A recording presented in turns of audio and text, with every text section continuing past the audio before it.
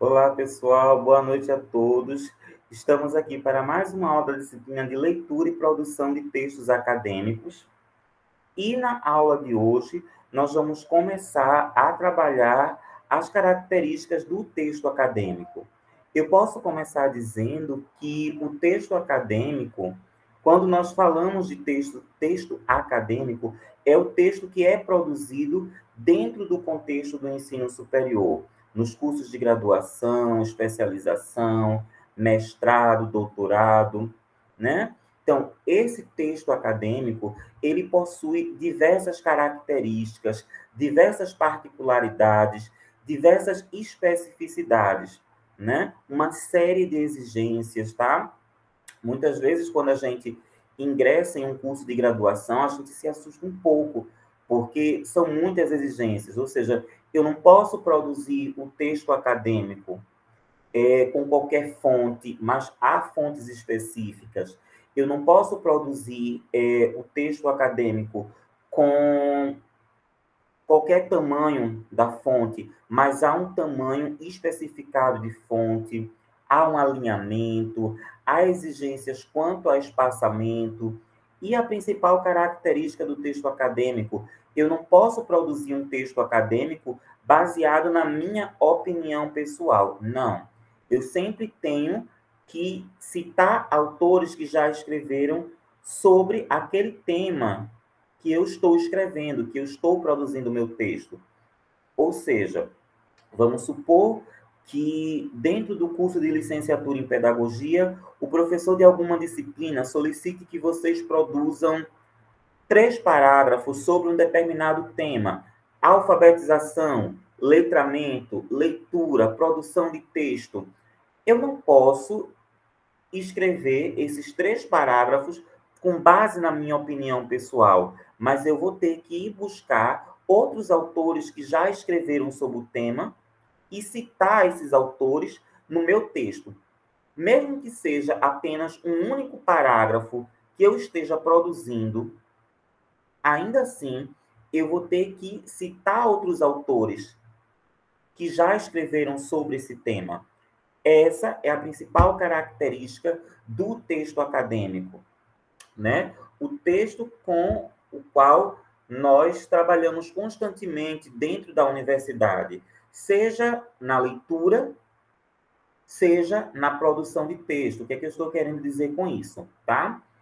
Todos os textos que nós lemos dentro da universidade são textos acadêmicos, livros, capítulos de livros, artigos científicos, trabalhos publicados em congressos, em eventos acadêmicos, dissertações de mestrado, tese de doutorado, resenha, resumos.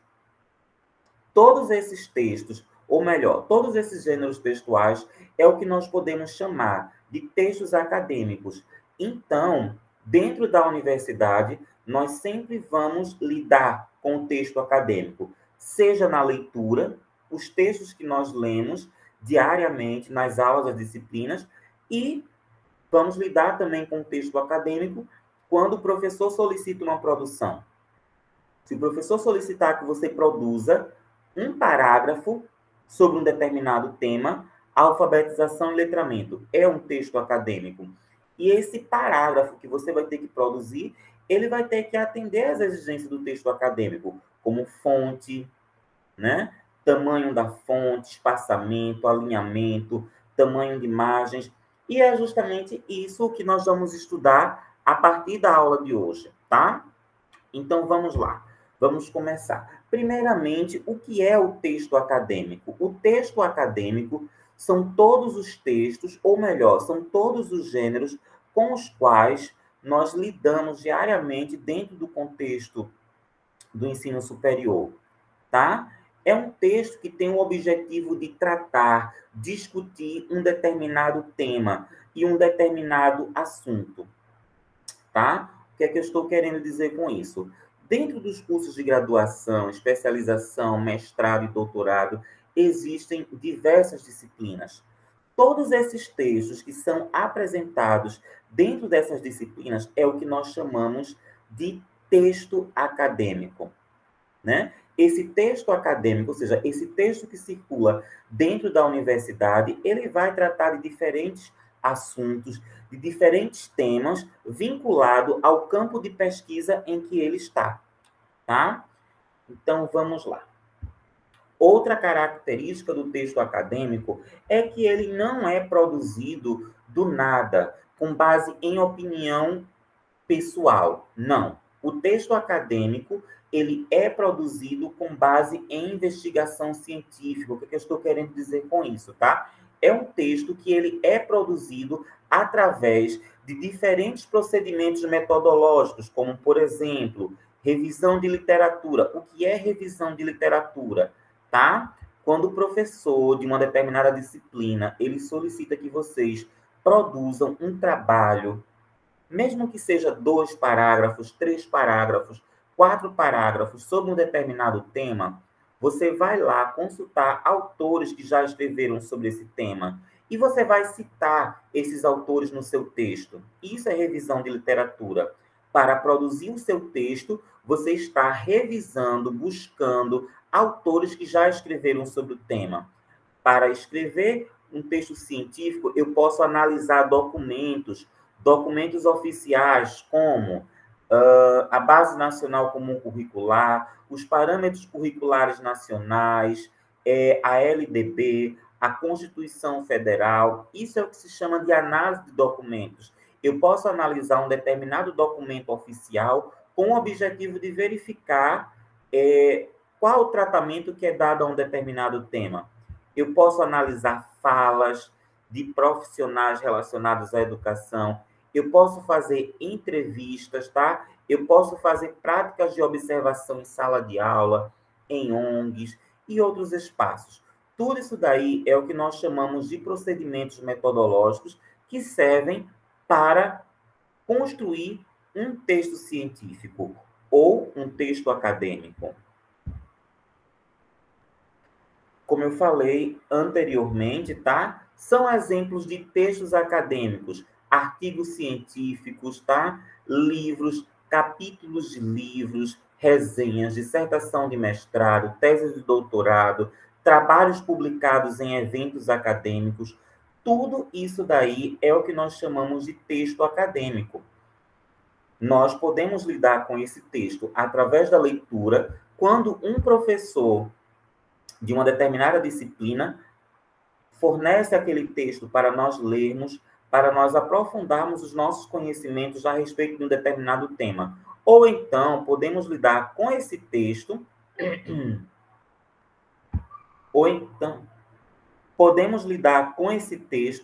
produzindo um determinado texto acadêmico, tá?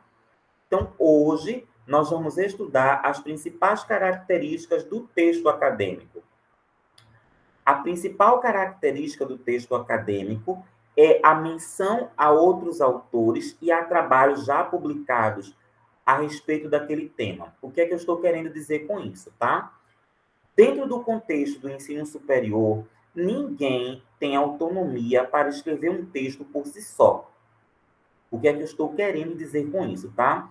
Mesmo quem é doutor, pós-doutor em uma determinada área, mesmo quem já é autor de livros, né, dentro de um campo de pesquisa, ainda assim, quando esse autor ele vai produzir o seu texto acadêmico, um livro, um capítulo de livro, um artigo científico para publicar em uma revista, ele vai citar outros autores que já publicaram a respeito de um determinado tema, tá? Vamos supor que uma pessoa que já tem doutorado em educação, pós-doutorado em educação, é autor de livros já publicados e conhecidos na área da educação. Vamos supor que ele vai participar de um congresso, ou então ele vai publicar um artigo em uma revista. Ele vai escrever esse artigo apenas com base nos seus conhecimentos? Não. Obrigatoriamente, ele vai ter que citar outros autores que já publicaram a respeito desse tema. E como é que a gente faz isso? Através das citações diretas e indiretas. É o conteúdo que nós vamos estudar nas próximas aulas, tá? Hoje nós vamos começar, mas vamos estudar em outras aulas. Por que que a gente deve fazer citações? Ou seja, por que que a gente deve citar autores quando nós estamos produzindo o nosso texto, tá? Primeiramente, para sustentar, para fortalecer as afirmações, as informações que nós estamos colocando no nosso trabalho, dar credibilidade ao nosso trabalho. Então, por isso, nós vamos apresentar informações, conceitos que já foram publicados por outros autores. E também devemos citar por uma questão ética, tá? Vamos supor, tá? Que eu esteja produzindo um trabalho, tá? Com uma página, uma lauda, como é chamado, né? Sobre letramento. E eu vou lá, eu pesquiso sobre letramento e começo a escrever com as minhas palavras, mas eu não cito, né? Qual a fonte da minha pesquisa? Então, isso aí não é ético, né? Então, se eu estou lendo sobre um determinado tema em um autor, mesmo que eu esteja construindo o texto com as minhas palavras, ainda assim eu preciso citar, né? Informar qual o nome do autor, o sobrenome, qual o ano da publicação. E nós temos que tomar bastante cuidado com uma questão, que é a questão do plágio, tá? O que é o plágio? É quando nós usamos falas de outros autores e não deixamos claros que aquela fala é de outro autor. O que é que eu estou querendo dizer com isso, tá? Vamos supor que eu esteja produzindo um texto sobre ensino da oralidade.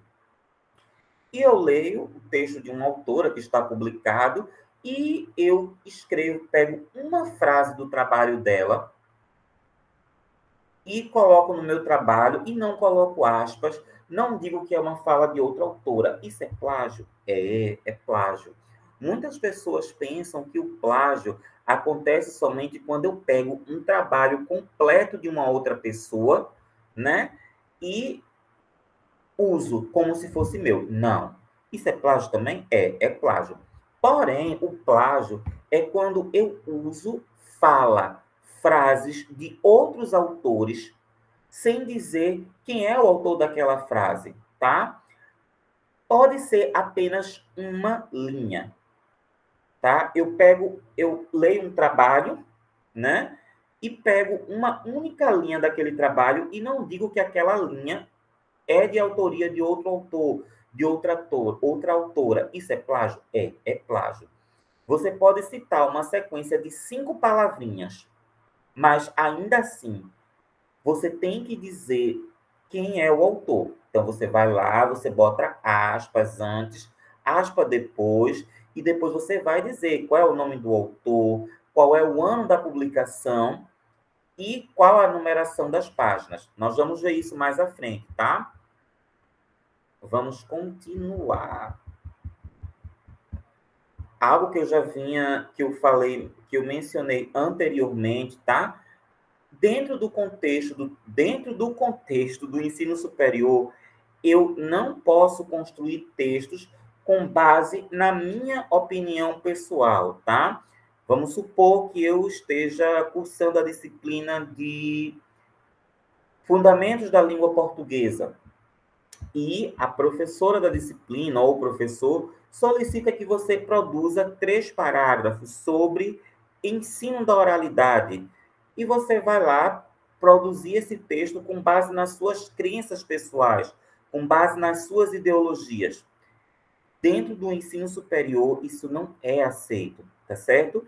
Eu não posso construir um texto acadêmico, mesmo que seja um parágrafo, 2 parágrafos, 3 parágrafos, uma página, com base na minha opinião pessoal. Eu sempre vou ter que buscar autores que já escreveram, que já publicaram algum trabalho sobre o tema, e eu vou ter que construir o meu texto com base na opinião desse autor, tá? Então, por isso que é sempre necessário apresentar informações baseadas em outros autores. Então, por isso, é sempre necessário citar autores, gente. Percebam que é uma tecla que eu estou batendo muito desde o começo dessa aula, porque é uma exigência em todo o ensino superior, na graduação, na especialização, no mestrado, no doutorado, tá? Cursos de extensão dentro do ensino superior. Qualquer trabalho que você for fazer, sempre vai ser exigido que você cite algum autor. Mesmo que seja um parágrafo, dois parágrafos, três parágrafos, perdão, você tem que citar outro autor que já escreveu sobre aquele tema. É uma exigência. Todo professor, ele sempre vai exigir isso de você.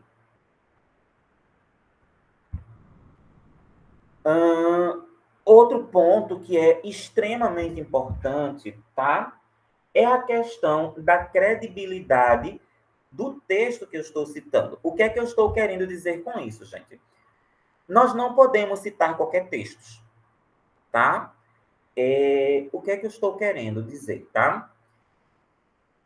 Quando eu vou produzir um trabalho, eu tenho que citar textos acadêmicos, tá? Ou seja, eu tenho que citar artigos publicados em revistas, livros, capítulos de livros, dissertações de mestrado, tese de doutorados, tá? Trabalhos que foram publicados em congressos acadêmicos. Ou seja, eu não posso citar qualquer texto, porque nem todo texto tem credibilidade científica. Por isso, nem todo texto ele pode ser citado, tá? Por exemplo, eu não posso citar textos da Wikipédia, textos de sites educativos como Mundo da Educação, da UOL, né? Toda a matéria. Enfim, eu não posso citar textos de sites, textos de blog, textos da Wikipédia, tá? Porque esses textos, eles são feitos para pesquisas com relação ao ensino fundamental, ao ensino médio, mas quando a gente chega dentro do ensino superior, nós temos que consultar textos acadêmicos para produzir, né, para fundamentar os nossos textos. Então, eu sempre vou ter que citar textos acadêmicos, artigos publicados em revistas, capítulos de livros, dissertações de mestrado, tese de doutorados e trabalhos publicados em congressos, seminários, eventos acadêmicos. Esses textos são válidos para fundamentar o texto acadêmico que você vai produzir dentro do contexto do ensino superior. E como é que eu faço para encontrar esses textos, Silvio? Como é que eu faço, tá? Existe um site, né, um Google, mais especificamente um Google acadêmico, né, que é o Google utilizado dentro da academia. Você vai abrir o Google normal, tá? Como eu estou fazendo aqui nessa imagem, ó. E você vai colocar aqui, ó, Google Acadêmico. Aí vai abrir aqui essa opção, ó, Google Acadêmico. Você vai clicar nessa opção Google Acadêmico. Quando você clicar nessa opção Google Acadêmico, vai abrir essa tela, tá? Aí você vai colocar o tema que você está pesquisando. Aqui eu coloquei abandono de incapaz, mas pode ser qualquer tema, violência psicológica, bullying na escola, alfabetização e letramento, leitura, produção de texto, ensino da oralidade, enfim, uma vasta quantidade de temas, tá? Percebam, você vai abrir o Google normal. Quando você abrir o Google normal, você vai colocar lá na busca Google Acadêmico. Vai abrir essa tela aqui, ó. Aí você vai, nesse espaço aqui de busca, você vai colocar o tema que você está pesquisando e vai clicar aqui nessa lupinha. Quando você clicar nessa lupa, vai abrir uma outra tela com vários textos acadêmicos, tá? Então, ó, vai abrir uma tela parecida com essa. Então, vai abrir o quê? O que é que você pode encontrar aqui nessa outra tela? Você pode encontrar artigos científicos publicados em revistas, você pode encontrar livros que foram digitalizados, capítulos de livro, tese de doutorado, dissertações de mestrado, trabalho publicados em congressos, tá? Em eventos acadêmicos. Todos os textos que vão aparecer aqui nessa tela, eles são aptos a serem citados em um trabalho dentro do contexto do ensino superior. Por que que eu estou dizendo isso, tá, para vocês? Muitas vezes a gente não sabe disso e a gente acaba citando textos da Wikipédia. É muito comum, né? O professor de uma determinada disciplina, ele solicita um trabalho e o aluno vai lá consultar na Wikipédia. E quando o professor recebe esse trabalho, muitas vezes o trabalho não é aceito. Muitas vezes o aluno recebe uma nota baixa, pode até receber uma nota zero, porque o professor não aceita o trabalho. Então, é necessário que vocês fiquem cientes de que, tá? É sempre necessário consultarmos fontes que tenham credibilidade, tá? Então, todas as vezes que eu for escrever sobre um determinado tema, eu tenho que procurar textos acadêmicos, tá? Aqui mais um exemplo, tá? Então, vamos começar agora, tá? A estudar algumas das características linguísticas do texto acadêmico, tá? Eu posso citar a primeira pessoa do singular dentro do texto acadêmico? Não, eu não posso, tá? Por exemplo, ó, o eu. Eu posso citar o eu? Não, eu não posso, tá?